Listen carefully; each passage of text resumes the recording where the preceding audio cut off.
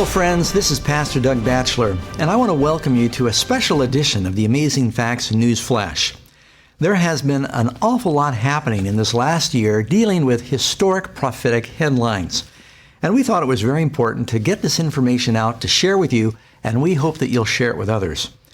You know, as I was reflecting on everything that was happening in the news over the last year, I was making notes.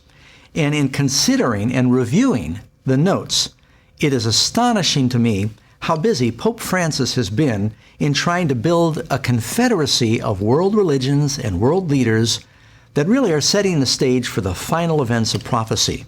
In fact, I don't think it would be an overstatement to say that this year has been one of the most significant years in the history of the Catholic Church in centuries. So our presentation today is dealing with Benchmarks of the Beast, a year of historic headlines. For hundreds of years, Protestants have all agreed that the little horn spoken of in the prophecies of Daniel and the Antichrist spoken of in the book of Revelation is really identified as the papacy. Now, just so you'll know that I'm not the only one that feels this way, take a look at some of the founders of the Protestant Reformation and how they viewed the office of the papacy. For instance, take Martin Luther, the founder of the Lutheran Church and father of the Protestant Reformation. He wrote, "We here are of the conviction that the papacy is the seat of the true and real Antichrist." Can't be any more plain than that. Take, for instance, John Calvin, one of the founders of the Presbyterian Church. He wrote, "I deny him to be the vicar of Christ who, in furiously persecuting the gospel, demonstrates by his conduct that he is Antichrist." Why don't we jump to John Wesley, founder of the Methodist Church? Here's what he said. "He it is that exalts himself above all that is called God, or that is worship, claiming the highest power and the highest honor, claiming the prerogatives which belong to God alone." I could go on and on talking about these different characters. From Wycliffe to Tyndale, Kramer, John Bunyan, author of Pilgrim's Progress, the translators of the King James Bible, the men who published the Westminster and Baptist Confessions, Sir Isaac Newton, George Whitefield, Jonathan Edwards, Charles Spurgeon, these men among countless others all saw the office of the papacy as Antichrist. But how different are the sentiments in the Christian churches today? The evangelical world seems to be boldly embracing the Catholic Church and saying we're all one. They don't understand the very unique differences between Protestant Christianity and Catholicism. They've forgotten their history. You see, this is important to us because it tells us in Revelation 13, verse 15, "And he has power to give life unto the image of the beast, and that the image of the beast should both speak, and cause that as many as would not worship the image of the beast should be killed." The whole world is going to get involved in a united form of worship. There's a polarizing that is happening now. It goes on to say in Revelation chapter 13, verse 16, "And he causes all, both small and great, rich and poor, free and bond, to receive a mark in their right hand or in their forehead, that no man might buy or sell, save he that has the mark or the name of the beast or the number of his name." Now, please remember, friends, that it's talking about something economic as well, because it's going to control buying and selling. Many people have forgotten many of the vast differences between the Protestant Christians, biblical Christianity, and what the Catholic Church teaches. You know, for instance, the Bible teaches very clearly we're not to pray to idols, we're not to pray to statues, and the Catholic Church endorses that. Mary is not a god that should be prayed to. Nowhere are we told to pray to the saints or that the saints are floating around up there for us to communicate with. The idea that we must confess our sins to a priest or the idea of calling a priest father are all forbidden in the New Testament. Now, there are many dear Christians in the Catholic Church, and there will be millions of Catholics in heaven. I want to make that clear. And I expect to see Mother Teresa in the kingdom of God. So we're not talking about Catholic individuals. We're talking about an institution that Bible prophecies foretold would radically drift from the foundation of God's Word, and that this institution would be instrumental in the last days and compelling the world to worship in a way that the Bible forbids. And true Christians are going to have to choose whether to follow the beast or whether to follow Christ in the Bible. That's why this presentation is very important. Well, with that in mind, let's review some of the things that happened with the Catholic Church and Pope Francis in 2014 and see if you don't get excited realizing we're living near the end of time.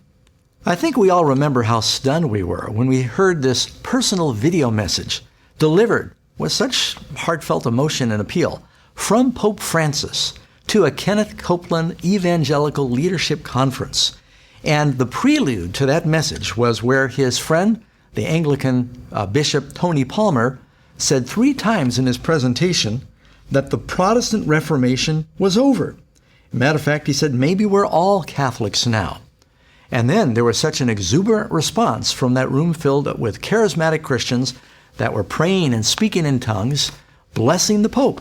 But he was appealing for Protestants to unite, quoting John 17, with the Catholic Church. There was no misunderstanding what this was all about. Our next historic headline came March 13, when Pope Francis was invited to address a joint session of Congress.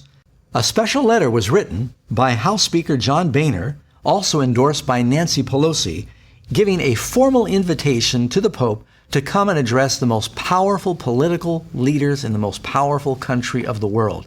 It's extremely significant when the Pope receives an official invitation to address the joint sessions of Congress. It's generally accepted that this event is going to be happening sometime in September 2015 when the Pope makes a special trip to Philadelphia. Another historic headline took place March 27, when the President of the United States, Barack Obama, went to visit Pope Francis at the Vatican. And they spoke together privately for an hour. During that time, the Pope gave the President a medallion symbolizing the need of peace and solidarity between the 2 hemispheres. And the President gave the Pope a seed box where the wood of the box was made from the first Catholic cathedral in North America. This reminds me of those scriptures that say that the U.S. is going to be that second beast that will make an image to the first beast that had the deadly wound that was healed. The next news flash and historic headline was when the Pope announced that he would be canonizing 2 former popes. It said in the newspaper copy, "In a brilliant PR move, Pope Francis made history again during this event in Vatican City, elevating to sainthood Pope John the 23rd and Pope John Paul II, 2 of his most famous papal predecessors. Many Catholic analysts believe that this was done partly to unify the world's 1 billion Roman Catholics that have been somewhat fragmented." Following the service, Pope Francis gently embraced the former Pope Benedict XVI, who also attended the occasion. 2 living popes there honoring 2 dead ones. Even more importantly, this act is seen as an effort to greatly elevate the status of Pope Francis, who evidently has enough power to declare the other popes saints. What does it mean when a living pope has enough clout and authority to declare dead popes saints that can be prayed to? This event was seen as something that would greatly exalt and elevate the status and power of Pope Francis. This epic spectacle that was attended by thousands of bishops and priests was beamed by satellite all around the world. You know, friends, the Bible is very clear. We don't need to pray to dead popes in order to get God's attention. We can go directly through Jesus. Paul said in 1 Timothy chapter 2, verse 5, "For there is one God and one mediator between God and men, the man Christ Jesus." But wait, friends, there's more. Now for another important headline. May 9th. The Pope advises the United Nations on economics, calling for legitimate redistribution of wealth to the poor. Here you have the Pope. He's a church leader, and he is meeting at the Vatican with the leader of the United Nations, giving the United Nations economic mandates. Oh, friendly advice, I should say. It says here, Vatican City, AP, Pope Francis called Friday for governments to redistribute wealth to the poor in a new spirit of generosity, to help curb the economy of exclusion that's taking hold today. Regarding the global economical and political organization, there is still a lot to do. An important part of humanity continues being excluded from the benefits of progress and, in fact, set aside as second-class human beings. The future Sustainable Development Goals should be formulated and executed with magnanimity and courage for them to reach and have an impact on the structural causes of poverty and hunger. Francis made the appeal during a speech to UN Secretary General Ban Ki-moon and the heads of major UN agencies who are meeting in Rome this week. Latin America's first pope has frequently lashed out at the injustice of capitalism on the global economic systems that exclude so much of humanity. On Friday, Francis called for the United Nations to promote a worldwide ethical mobilization of solidarity with the poor in a new spirit of generosity. All of this may seem to be just very innocuous and fine, but what gets my attention is look at the power of the Pope, that the leaders of the United Nations are in the Vatican and the Pope is talking about economic policy. Doesn't Revelation tell us that the time is coming when this beast power is going to declare who can buy and sell? It's all leading in that direction, friends. Another headline. On May 25, Pope Francis made his first visit to the Holy Land, and he called for peace. Il principe della pace. Desidero rivolgere un invito a lei, signor Presidente Mahmoud Abbas, e al signor Presidente Shimon Peres, ad elevare insieme con me un'intensa preghiera, invocando da Dio il dono della pace. Offro la mia casa in Vaticano per ospitare questo incontro di preghiera. This was the first time Pope Francis made a visit to the most important holy sites for Jews, Muslims, Protestants, and Catholics. This represents a very significant photo op for the leader of the Catholic Church, showing that here he is, hugging and embracing Jews and Muslims and Protestants all on this holy site. You know, this reminds me of that verse in 2 Thessalonians 2, verse 3 and 4. And the man of sin is revealed, the son of perdition, who opposes and exalts himself above all that is called God or is worshipped, so that he as God sits in the temple of God, showing himself that he is God. You know, friends, it wasn't a mistake speaking to the general evangelical Christians that are waiting for the temple to be rebuilt and that are campaigning for the freedom of Israel, that the Pope would go to that location to show that he can pull together the world's religions. Reminds me of that passage there in Thessalonians that talks about he sits in the temple of God showing himself that he is God in the context of a religious leader. I don't think any of us can miss that the Pope is framing himself as the spiritual leader for the religions of the world. You can see this is a picture that really says it all, friends. Here you have the Pope standing by the Wailing Wall, this holy site, and he's flanked by Muslims, Orthodox, and regular Jews. Let's not misunderstand the significance of what happens when the Pope comes to the convergent point of the religions of the world, the Middle East, and he embraces the Muslims and the Jews and the Christians and places himself in the middle of it all. Our next historic headline took place June 1st, when the Pope attended a charismatic convocation for the first time. It says it right here in the copy. Pope Francis speaks to almost 53,000 charismatics gathered in the Olympic Stadium in Rome for the 37th National Convention for the Renewal of the Spirit Conference. As the Pope knelt there, right on the ground, they all prayed over the Pope in tongues, reminding us of that other video we saw when Kenneth Copeland in the leadership conference, they all prayed in tongues over the Pope. Almost seems like the Pope now that the Catholic Church is endorsing this doctrine of speaking in tongues. In fact, it said here in the newspaper report that during the event, the Pope acknowledged he had once been uncomfortable with the charismatic movement, but he said he is evidently feeling much better now. In fact, the Vatican declared this is the first time in history in which a Pope has visited an international charismatic renewal convocation. And we have another historic headline. Joel Osteen observed Francis in action when the Pope met with those 53,000 charismatic Roman Catholics during the worship service at Rome's Olympic Stadium. Friends, this I thought was something. When Joel Osteen said Friday, it was a great honor to represent the pastors of America in meeting with the pontiff, who he described as a warm and personable person full of joy. And he represents a church, one of the largest Protestant churches in North America, but he doesn't represent me, and he doesn't represent a lot of other Protestant pastors in North America. What do you make of it? I think the Pope is fantastic. You know, I just think his tone, his humility, I loved when he said the other day, and it's our view too. We're not trying to, make this a little bitty narrow thing. Anybody's welcome. We may not agree, 100% on doctrine and theology, but you know what? The church, Catholic Church, our church, it's open for everybody. So I like his tone. I think those are some fascinating comments from Pastor Osteen, who's such a widely respected figure in North America. Pope Francis invited these Protestant leaders to the Vatican, including members of the Latter-day Saints, to discuss the question, can we find common ground in order to advance the life and ministry of Jesus so people can experience the joy of the Christian faith? All sounds so beautiful, friends, but it's all leading towards a dangerous kind of unity. The next historic headline took place on June 8th, when the Pope inserts himself in the Middle East peace process.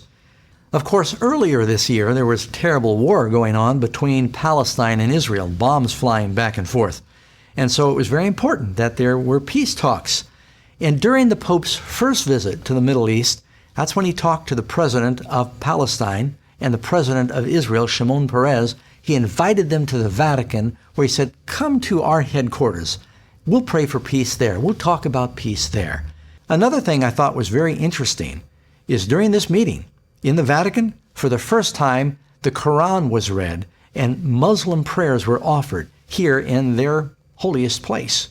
And it's amazing. You'll see later in the presentation how the Pope is being turned to negotiate peace.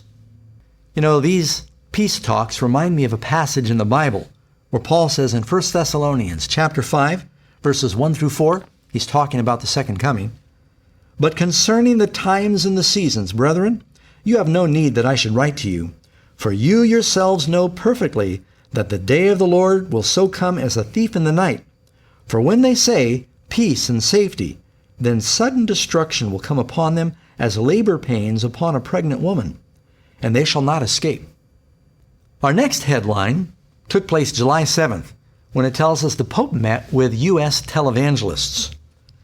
You can read from the actual article where it says, two prominent Texas-based ministries with Tony Palmer led a delegation of evangelical Christian leaders to Rome to meet privately with Pope Francis. James and Betty Robeson, co-hosts of Life Today television program, and Kenneth Copeland, host of Believer's Voice of Victory, met the Roman Pontiff at the Vatican on Thursday. The meeting lasted almost 3 hours and included a private luncheon where they proposed, listen to this friends, signing on the 500th anniversary of Martin Luther's 95 Thesis in 2017, a joint declaration of faith and unity for mission. Wow! Here you've got leaders of the Protestant Church going to the Vatican, meeting with the Pope in a private 3-hour meeting and saying, we need to sign a declaration of unity in mission on the anniversary of Martin Luther's protest, no less. I read in one article that the combined viewers of these televangelists that came to the Vatican, they represent 800 million people. Our next headline took place July 22nd. A lot happened in July. The Pope picks a council to promote global Christian unity. There you have it, friends. That's a slam dunk headline. If you're wondering what the intentions of the Pope are, he wants this Christian unity. He wants to have all the religions of the world, as well as the Christians of the world, to unite and recognize the Pope as the central figure, the leader, and he's achieving his goal. This was a very significant event that escaped most headlines when Pope Francis named an international list of 8 individuals to serve on an elite council to promote Christian unity worldwide. The search for full Christian unity remains a priority for the Catholic Church, and it is one of the Pope's principal daily concerns. That was the message that Pope Francis shared on Thursday with members of the Pontifical Council of Promoting Christian Unity, who are taking part in a plenary session in the Vatican this week. That document marked the start of a new era in the Catholic Church's relations with Christians of all different denominations. Some of you remember those passages in the Bible that talk about the healing of the wound? Notice the wording of this statement. Earlier hostility and indifference that caused such deep wounds between Christians, the Pope said, has given way to a process of healing that allows us to welcome others as brothers and sisters united in our common baptism. Another headline I thought should include, perhaps not historic, but significant nonetheless, August 22nd, the Pope approves the use of military force. Here's how that was reported. During a news conference aboard a plane on his way home from Seoul, Korea, on Monday, Francis was asked explicitly, "Do you approve of the Americans' bombing?" Talking about the bombing of ISIS.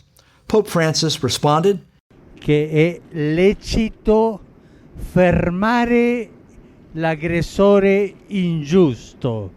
Now, this was not really a new position for the Pope. The Vatican, of course, has launched many crusades and endorsed a lot of military action throughout history.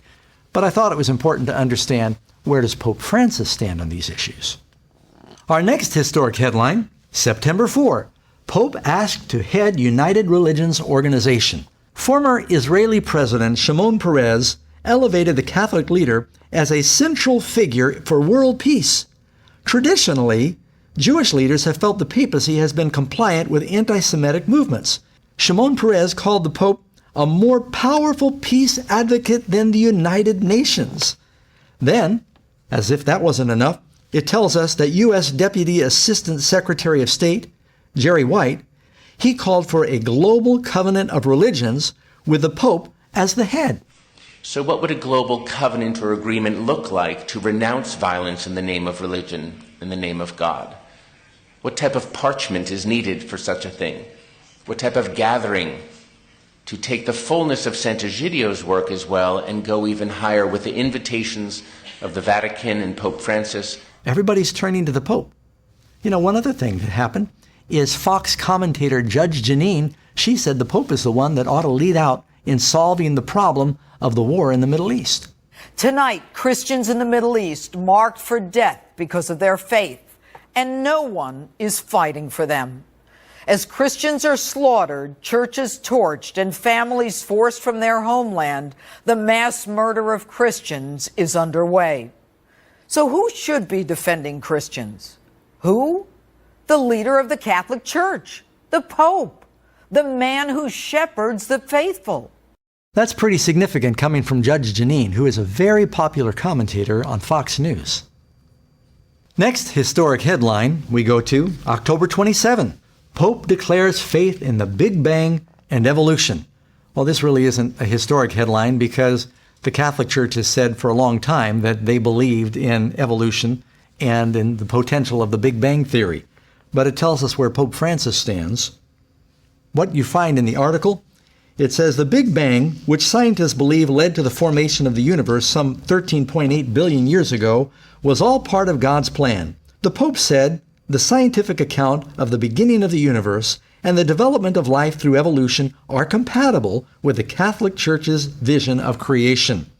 Of course, friends, if evolution is true, then you can't take the Genesis account of creation as being literally true. But Jesus said they are. You see, Christ said, if you don't believe Moses, you don't believe me. Now we have another historic headline. The following month, November 18, Pastor Rick Warren meets with the Pope at the Vatican, and he's invited to speak at the Vatican. Rick Warren, leading American Protestant minister, after meeting with Pope Francis, said, "Up close you can feel the humanity and the compassion that others see from afar." Warren went on to say, as long as Catholics and Protestants love Jesus, we're all on the same team. Well, friends, I tell you, that kind of troubles me because I think there are deep, vast differences between what Protestants believe and what Catholics believe.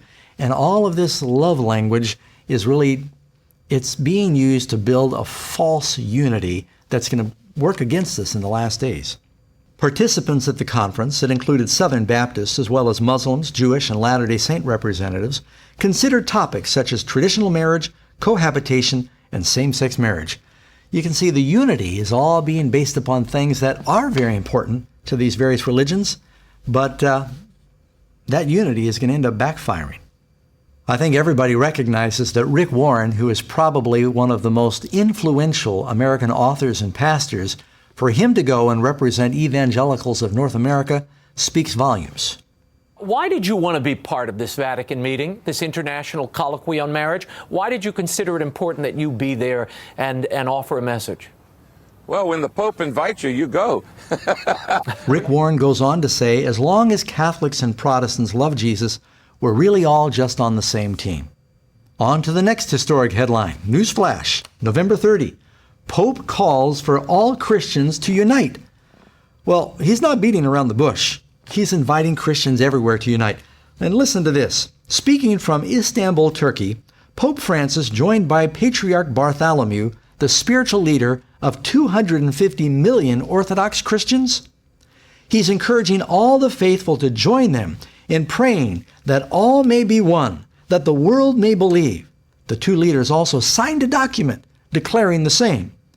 In addition, the Pope and the Patriarch also called on the world to foster solidarity and greater dialogue with Islam that is based on friendship and respect.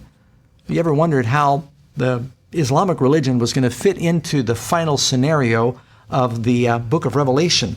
Well, they're all pushing for a love one another unity here.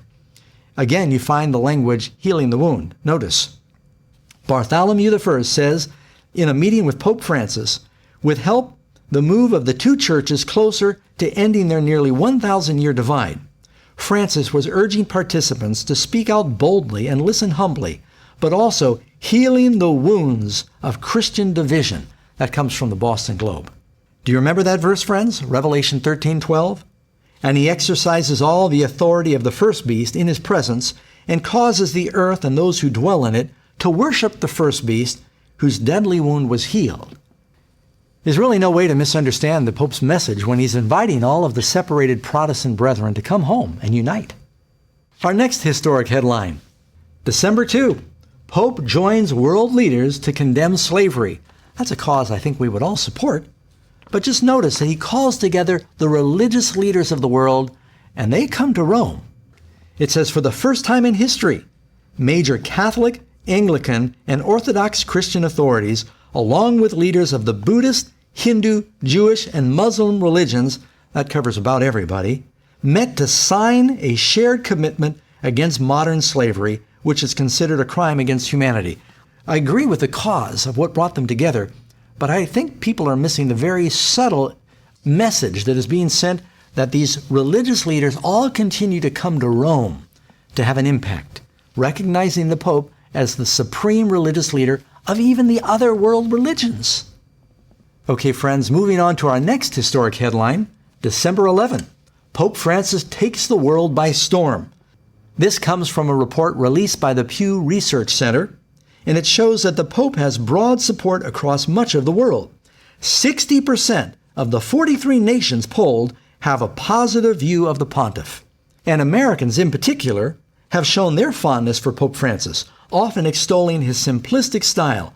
According to the same Pew Research study, 78% of Americans view the Pope favorably. The president would love ratings like that. Friends, do you realize that means that Pope Francis has the highest ratings of any politician or religious leader in the world? Next headline, December 15, Pope leads the most progressive year for the Catholic Church. This is actually from an article written by Paul Moses, professor, Brooklyn College in New York. It reads that Pope Francis has initiated a revolution in the Catholic Church in 2014, a revolution of common sense rather than ideology or doctrine. Our next historic headline, December 16. The U.S. asks the Vatican to help close Guantanamo Bay, according to Russia Today. We might have thought that that was just a scandalous conspiracy headline until you read what happens in the next headline the next day. December 17. The Pope mediates peace between the U.S. and Cuba in secret talks. And who says he doesn't have political clout? This comes from the New York Times, friends. In a deal negotiated during 18 months of secret talks, hosted largely by Canada and encouraged by Pope Francis, who hosted the final meeting at the Vatican, Mr. Obama and President Raul Castro of Cuba agreed in a telephone call to put aside decades of hostility and find a new relationship between the United States and the island nation just 90 miles off the coast. In spite of 50 years of communism, friends, the Catholic Church is still the largest church in Cuba, so this was not an accident. Why does this remind me of Revelation chapter 17, where it says, "Come, I'll show you the judgment of the great harlot who sits on many waters, with whom the kings of the earth have committed fornication." It tells us this woman is involved in the negotiations and the intrigue of political powers. That's exactly what the Catholic Church is doing. That's why the Vatican has ambassadors coming from around the world. Going on to our next headline, December 18, under Francis, a bolder vision of Vatican diplomacy emerges. Again, New York Times. Perhaps the timing was purely coincidental, but a day after he was credited with helping to broker the historic diplomacy breakthrough between Cuba and the United States, Pope Francis began his Thursday morning by greeting a new crop of envoys to the Vatican and offering some advice. Quote, "The work of ambassador lies in small steps, small things, but they always end in making peace, bringing closer to the hearts of the people, sowing brotherhood among the people," he said. "This is your job, with little things, with tiny things." The writer goes on to say, what has changed with Francis, or what has been restored, is a vision of diplomatic boldness, a willingness to take risks, and to insert the Vatican into diplomatic disputes, especially where it can act as an independent broker. Right there, they admit that the Vatican is an international broker in diplomacy between nations. Just as John Paul, the first Polish pope, had a unique credibility and a voice against communism, so too does Francis, the first Latin American pope, now benefit from a unique credibility in the Western Hemisphere, the developing world. Friends, we've just been considering a few things that are seen in the headlines. God only knows what's really happening behind the curtain right now. But we can observe that there have been very significant, bold movements forward for this Antichrist power that ought to excite Christians. Now, I don't say these things to cause unnecessary sensation. I just really believe that prophecy's true. And I think Christians ought to be excited. That means Jesus is coming soon. This also ought to be a mobilizing influence for the church so that we can do everything we can to get the message out. We're not going to have forever. So friends, when we consider all these historic headlines, I need to just ask you, what do you think would happen right now if there's a financial international meltdown? Or if some rogue nation detonates a nuclear weapon? Or if there's some catastrophic natural disaster? After looking at these headlines, where do you think the people and leaders of the world are going to turn for help? Is there any question that they're going to be turning to the Vatican? They're going to be turning to Pope Francis? Now, I don't know whether this Pope is the one that is going to implement all of the final events, but I don't think anyone can deny that this first Jesuit Pope is doing more than anyone before him to set the stage for the final events, and we ought to be praying and getting ready. Friends, I should also mention at this point that Amazing Facts has a special DVD called Revelation, The Bride, the Beast, and Babylon. It explains a lot of these things that we're talking about. You need to be able to share that with other people, help them understand who is the Antichrist power that Protestants recognize in the last days. And if there's anything you could do to help us get these DVDs out, friends, we would deeply appreciate it. We really need your help right now. We're developing a new study lesson that goes along with our Revelation DVD, and we're trying to create a version that'll make it easy to mass mail this product all over communities and get it around the world, to translate it into other languages. Time is running out. People need to know the truth. God bless you. Let's all pray together. We can be ready for that day when Jesus comes very soon.